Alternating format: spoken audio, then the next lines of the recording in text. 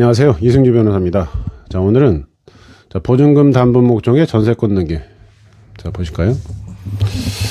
자, 오늘 강의할 내용은 보증금 담보 목적의 전세권 등기 문제입니다. 자, 우리가 이제 상가를 예로 들겠어요. 상가임대차. 상가임대차에 있어서 보증금이 7억 원이고 월세가 300만 원이다. 자, 이런 경우를 전제해서 임차인이 임대인에게 나 이거 담보 목적으로 전세권 등기 좀 해주세요. 이런 경우가 있습니다. 전세권 등기. 자, 이거를 받아들이는 게 좋을까요? 임대인 입장에서? 사실 이제 임대인 입장에서는 전세권 등기 해달라. 월세가 있는 임대차인데 전세권 등기를 해달라. 이런 거는 안 받아들이는 게 더 좋습니다. 결론적으로는. 자, 어떤 문제가 발생할까요? 자, 이 전세권 등기를 받아들이게 되면 등기부에 전세권 등기가 됩니다. 전세권 등기가 되면서 월세 개념이 없어요. 전세권 등기는. 이게 없어요. 월세 개념이. 보증금이 아니고 전세금이라는 용어를 쓰는데 전세금 7억만 이렇게 등기부에 표시가 됩니다. 자, 이러다 보니까 어떤 문제가 발생할까요? 자, 실제는 뭐예요? 실제는 임대차예요. 실제.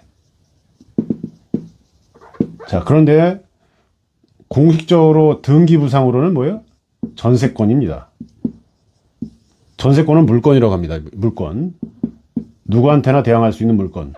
임대차는 임대인과 임차인 사이에서만 채권관계 대항할 수 있는 이런 상황인데 전혀 다른 권리가 하나 이렇게 등기부로 표시된 거죠. 자, 이런 경우에 임차인이 위태위태해요. 장사가 잘 안 됩니다. 자, 이러다 보니까 임차인의 채권자들이 이제 덤비겠죠. 돈을 안 주니까. 그래서 임차인의 채권자가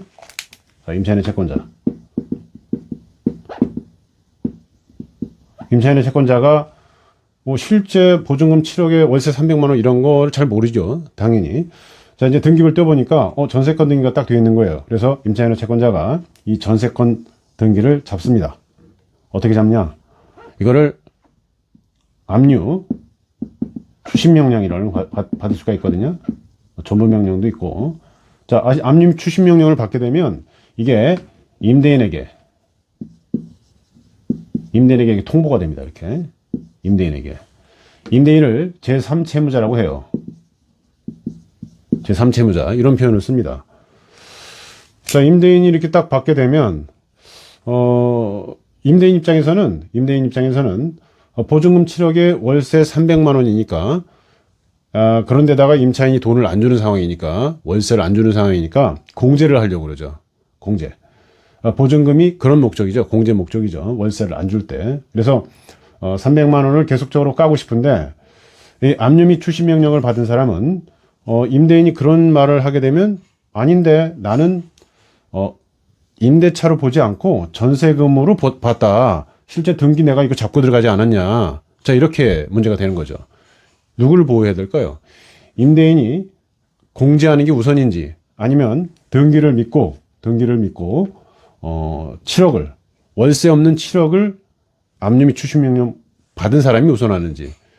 여기서 이 분쟁이 되게 되면 임대인이 나는 깔 거야 이렇게 하게 되면 임차인의 채권자가 추심 명령에 근거해서 추심 소송을 합니다. 임대인에게 소송을 하는 거죠. 이때 누가 이기냐? 전세권 등기를 믿은 임차인의 채권자가 승소를 합니다. 이게 이제 대법원 판결인데 그 근거가 뭐냐면 임차인의 채권자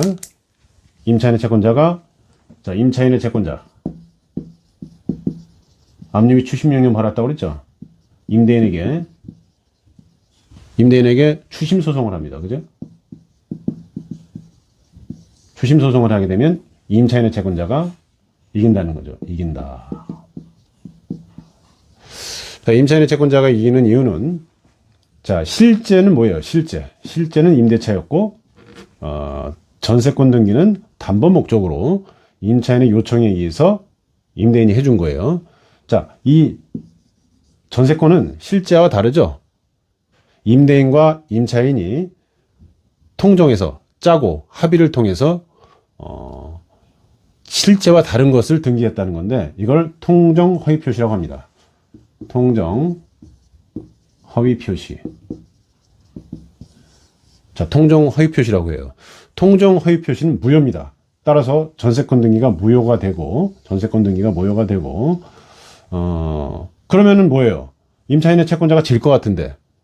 자, 이렇게 통정 허위 표시가 무효라도 자, 이런 내막을 모른 임차인을 보호한다는 108조 2항에 따라서 선의의 제3자, 임차인의 채권자는 이 통정 허위 표시, 이 무효를 몰랐다는 거죠. 이런 분들은 보호해 줍니다. 따라서 이 통정 허위 표시로서 무효지만 임차인의 채권자는 선의 제3자라서 보호가 되고 오히려 임대인이 공제하는 게 안 된다는 거죠. 임대인은 공제하지 못하고 압류민 추심 명령을 받은 사람한테 예를 들어서 7억을 전부 추심 명령을 받았다면 7억을 다 줘야 되는 거예요. 자, 이런 상황이 벌어집니다. 자, 그런데 최근에 이제 그 대법원 판례가 더 치밀하게 발전을 했어요. 이 전세권 등기 있죠? 전세권 등기가 전부 무효가 되는 게 아니라 공제한 돈, 공제하고 남은 돈. 예를 들어서 300만 원을 10개월 연체하면 어떻게 됩니까? 3천만 원이 되죠. 3천만 원이 되는데 3천만 원을 빼게 되면은 6억 7천이 되죠.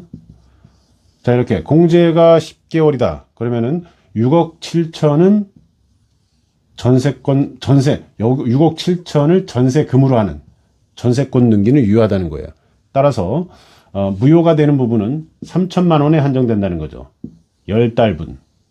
자, 그런데 무효가 되죠. 일단 저렇게 무효가 되지만 무효가 된다는 거는 임차인의 채권자한테는 불리한 것 같아요. 무효라니까. 다만 임차인의 채권자는 이 무효 부분에 대해서 선이기 때문에 이게 통정 허위 표시 부분이거든요.